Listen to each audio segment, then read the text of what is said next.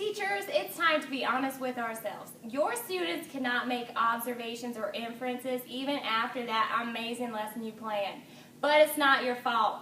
Many people can't do it, not even kids. We here at Educational Organizers know what you're feeling. We have been teachers just like you, and we experience the same things.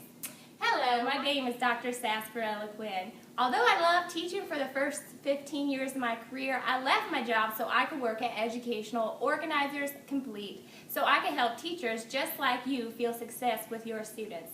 Bless y'all's heart, you don't know how to feel failure any longer. Your students can learn to make observations and inferences, and they can learn how to apply those skills to their reading in any content area to develop a deeper understanding of the text. Sound like it's too good to be true? Darling, it's not! You need the observation inference chart developed by a professor named Jeffrey Noakes. This simplistic graphic organizer helps students learn how to make inferences, think deeply about the text, and learn how to be metacognitive. Hello, that's amazing! Let's start with the foundation of this organizer. Content areas have non-traditional text such as photographs and tables. They are texts that aren't read as traditional text, but they can be observed and interpreted to develop some understanding.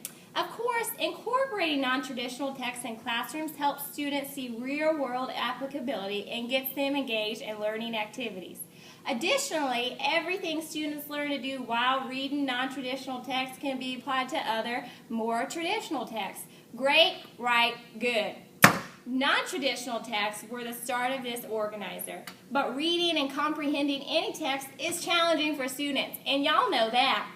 But we know that the OI chart changes the game when it comes to making observations and inferences.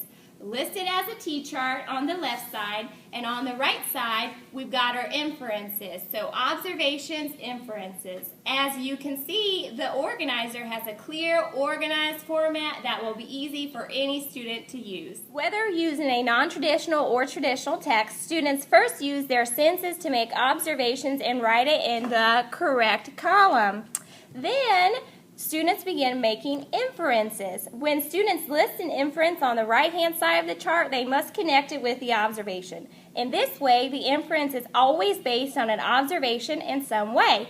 To show the connection, students use arrows to link their observation with the inference from right to left. Dang, y'all.